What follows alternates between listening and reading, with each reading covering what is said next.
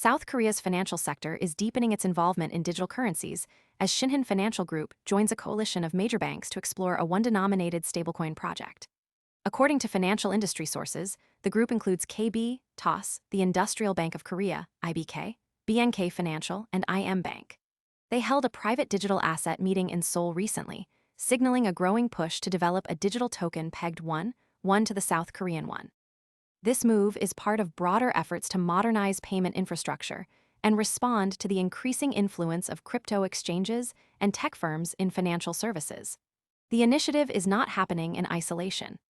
A rival banking alliance led by Shinhan Financial Group, which includes major technology partners like Dunamu and Naver, has already been working on a competing stablecoin project.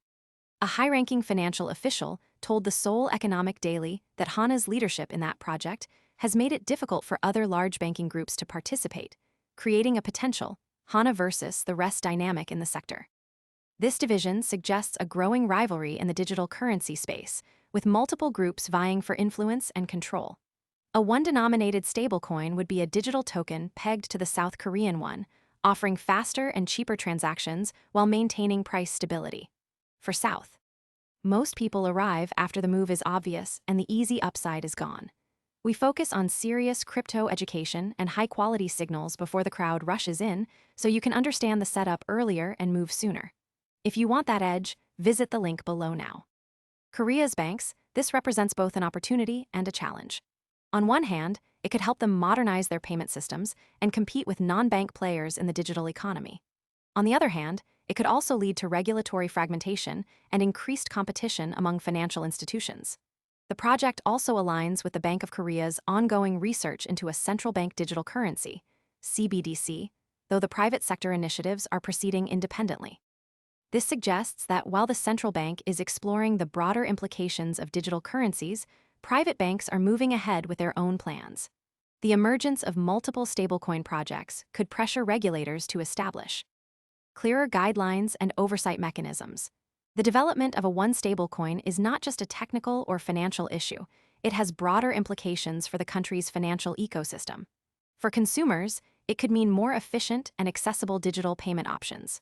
For businesses, it could open up new avenues for cross-border transactions and financial inclusion. However, the success of these projects will depend on several factors, including regulatory support, market demand, and the ability of banks to collaborate effectively.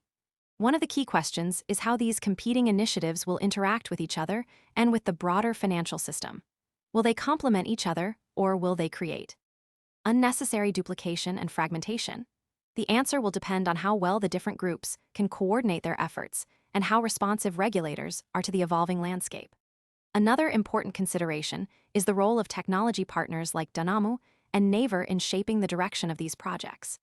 These companies have significant expertise in digital services and could play a crucial role in developing the infrastructure and user interfaces for the stablecoins.